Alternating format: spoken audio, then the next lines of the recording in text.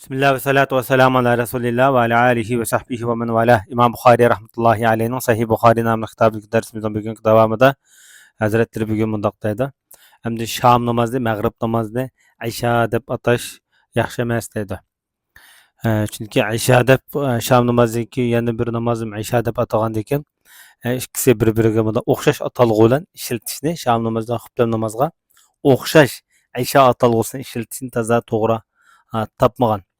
Şoňa bu şeria atalgulany, şeriatda belgilengen atalgulany öz peti, şeriatda kelgen peti saklanyp kalsa, bu näçe ýaxşy hemde.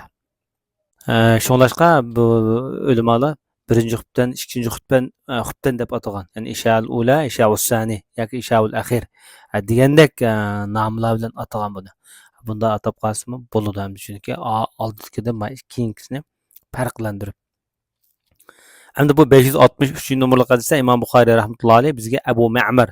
Ebu Ma'mar'nınki ismi Abdullah ibn Amr. Bu kişi bizge hadis bayan qıp bergen dedi. Bu zat dedi bizge Abdulvaris Hüseyin'den hadis bayan qıp bergen bolup, bu zat dedi bizge Abdullah ibn Burayda hadis sözlep bergen. Abdullah ibn Burayda dedi o, mana Abdullah el-Muzani hadis sözlep bergen idi dedi. Bu kişi sahabe. Peygamber sallallahu aleyhi ve sellem mundaq diyen idi dedi o Abdullah el-Muzani. Sizlerning bu mag'rib namazinglarning mag'rib atalg'usida Arabilar sizlarning oldinlig'iga kirib olmasin, ya'ni sizlardan eshib ketmasin deydi. Bunda degani Arabilar amaliyotda isha deydi ekan. Mag'rib namozini Arabilar isha deb ataydi ekan. Madinaliklar Payg'ambar sollallohu alayhi vasallamniki atalg'usi bo'yicha isha deb atagan. Şoňlaşqa bu mag'rib namozini isha deb atash g'olib kelmasin yoki bu umumlashmasin demoqchi. Badavilarning bu atalg'usi sizlarning atalg'unglarni besib ketmasin demoqchi Janob Rasululloh. Şoňlaşqa bir qism Ibnul Battal qatarlıq bir qism ulamalar Şam namazga isha demaymiz deb bundaq degan. Demek her namozni şu Payg'ambar sollallohu alayhi vasallam şu belgilep bergen ism boýunça atsa bu näçe ýaxşy. Yuqarı hadisdeki ravilarning hemesini terjemali ötken ýok, lekin fakat Meşahidki Abdullah el-Muzani degan sahabynyň terjemali ötmegen. Bu kişinin ismi Abdullah ibn Mughaffal ibn Abdughanam el-Muzani diýiladi. Bu kişiге Ashabu Şecer dep laqam bilgen. Ashabu Şecer degan şu Rizvan darhy astyda beýat bergen kişiler katarida. Medine makallaşıp, peki Medine'den Besra'ya yütkülüp, Besra'da joy tutgan. Besra'daki şu yerdeki en çoğun cami, şu yerde en çoğun cami dediğimiz şu yerde halifeler her bir kabilelerden asas kılıp şehir kurgan. Besra şehri, Kufa şehri dep.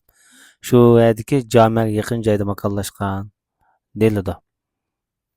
Ondan başka hem de bu Abdullah ibn Mughaffal yoki Abdullah el-Muzani Araplarniki Muzan kabilesinden. Ömer ibn Hattab radıyallahu anhu Irak'a 10 nefer sahabe evetken. En katı fakihlerden. Şu Iraklıklarga şu dinni öğütüňlar dep. Şu kişinin kataridagi biri yani bu adam. Bu kişi şundakla özünki kavmiga nisbeten kavminiki bir aksakalı dep sanıldı. Ondan başka Irak'nınki Tustar şehri fetih kılıngan wagtida şu ýerge tunji bulap şu Tustar şäherden tunji bulap kirgen kişi bu. Bu kişiге nemişqa bir Ashab-ı Şecer deyimizge wagtida birinciden bu adam şu Peygamber sallallahu aleyhi ve sellem şu Rizvan darhy astyda beýat algan wagtida bu beýat gatnaşgan. Beýat gatnaşyp şu uruşdan jaňdan gaýtmaslyk hakynda wäde bergen. Şoňlaşqa Ashab-ı Şecer deyimiz. Ýani birisi Peygamber sallallahu aleyhi ve sellem şu hutba okuwatgan wagtida, nutq sözläp atgan wagtida Peygamber sallallahu aleyhi ve sellemge özügümde tosup algan daraxtynki şehini şunda kötürep qaryp durgan adam bu.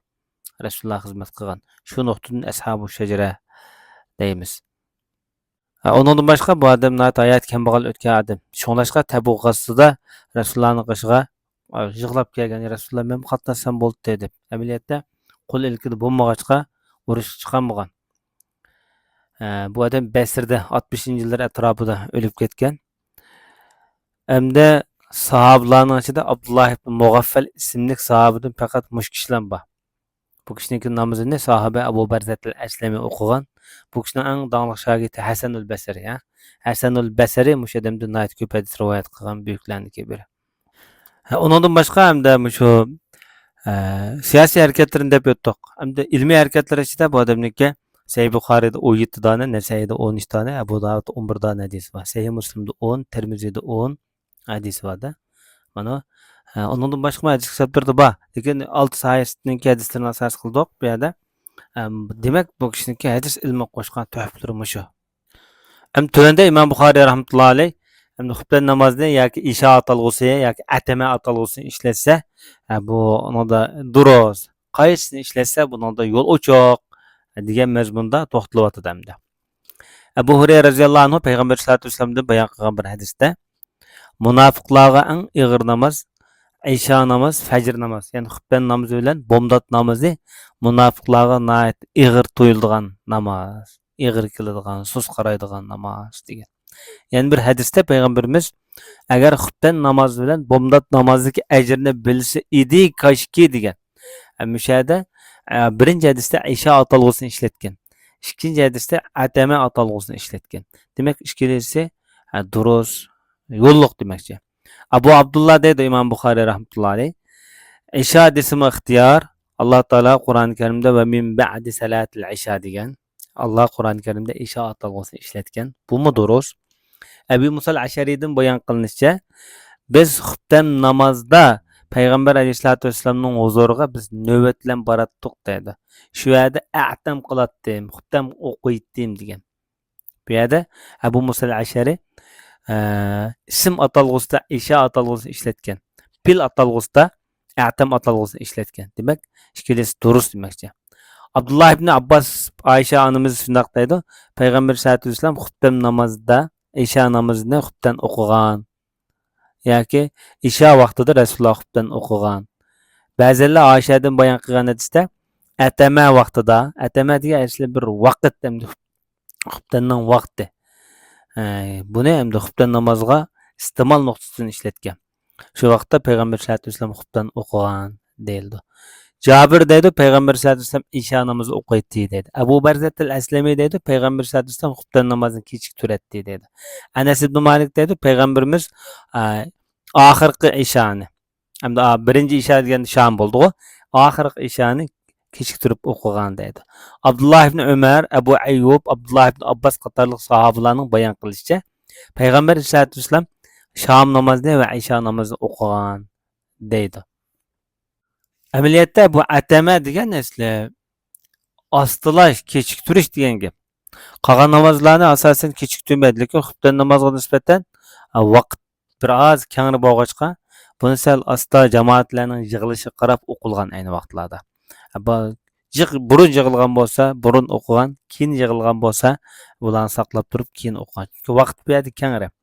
Shunga ya'ni bu xutben namozda ba'zi iboralarda isha atalg'usini, ba'zi atalg'ularda atama atalg'usini ishlatgan. Ya'ni kechiktirib asta o'qiydigan namoz deb. Lekin endi Qur'oni Karimda isha atalg'usi ishlatilgachga İmam Bukhari rahmetullahi aleyh isha atalg'usini ishlatishni tanlaganda qiladi bu yerda. Qani vallohu a'lam. Endi 564 numurli hadisda İmam Bukhari rahmetullahi aleyh bizga abdan hadis so'zlab bergan edi deydi. Abdan deydi bizga Abdullah xabar bergan edi deydi. Abdullah deydi bizga Yunus xabar bergan. Yunus Zuhridan xabar berib Salim mundaq deganda Salim bana bunu Abdullah xabar bergan deydi. Endi Zuhri Salimni bayon qilyapti. Abdullah deydi Abdullah ibn Umar'a bizga Janob Rasululloh bir kuni xutben namozini o'qib bergan. Kishilar bu isha namozini atama deb chaqirishdi deydi. Yani demek Abdullah ibn Umar mı isha namozini hem isha hem atama tabir bilan bu yerda tushuntiryapti. Onda Rasululloh namozini shunday qaytib bizga yuzlanib mundaq degan. Mana mushu kecha haqida menga nima deysizlar? Men mush kecha to'g'riliq bir gap qilib beringlar, qana bu kechadan keyin nima ishlar bo'ladi? Bu kechining mush 100 yilning mush kechidan hamda bugün mush kechidan boshlab, ya'ni 100 yil jarayonida yer sharida hech inson qolmaydi dedi. Ya'ni mush bugun yer sharida yashayotgan insonlar ichida ya'ni mush 100 yil ichida hech bir inson qolmaydi. Bugun mush dunyoda bor odamlarning bugun tug'ilgan bovoq bo'lsin masalan. Ya'ni 100 yil ichida hech qaysi qolmay o'lib ketadi demoqchi.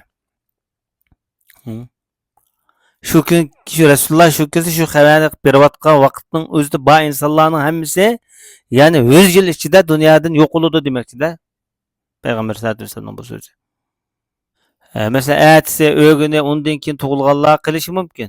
Ya'ni bugun bu nimani tushuntirdi degan vaqtda mesela bizmi hozir bizning bugun shu kunimizda yashaydigan vaqtida bugungi kunda tug'ilgan odamlar yana 100 yil ichida insonlar yana tugab ketishi mumkin. Ya'ni shunday bir degan gap hamda. Rasululloh bu orqali insonga bir qo'rqinchni silyotdi. O'limdan iborat bu ibrat bilan qo'rqinchni silyotdi. Bu yerdagi maqsad faqat insonlarga qaratilgan, ha? Chunki ba'zi shaytonlar, jinlar ba'zi hayvonlar necha 100 yil umr ko'rganlar bor. Faqat shu yerda yer sharida yashayotgan insonlar qaratyapti bu yerda. Undan boshqa bu hadis orqali yana bir nuqtani bilamiz. O bo'lsa-mu, masalan, Xizr hayotmi, hayot emasmi degan masala. Bu hadisniki ro'y bo'yicha olib o'tgan vaqtida Xizr hayot emas degan kelib chiqdi. Chunki Xizrmi bir inson. Umi o'z vaqtida ya'ni vafot bo'lgan, o'lib ketgan bo'ladi. Endi İsa alayhissalom ko'rsak, İsa alayhissalom buni qattiq chimbaydi. Payg'ambarimiz yer sharida yashayotgan dedi. Ya'ni yer sharida yashayotgan insonlar ichida hayotlari mana 100 yil ichida yana yo'qolib ketadi dedi. Endi bizga bu yerdagi nuqta, muhim nuqta. Payg'ambar sollallohu alayhi vasallam bu hadisda Abdullah ibn Umar İsa kelimesini ve atama kelimesini ishlatgan. Demak, ikkilisini ishlatsa yo'lliq deb qaragan. Bu faqat arabchadagi atalg'u, lekin bizga bu İsa atalg'usi, atama atalg'usi asosan bir ma'noda kirgan. U bo'lsa xubdan degan ibora bilan kirgan. Bizda jiq talash-tartib yo'q bu masalada.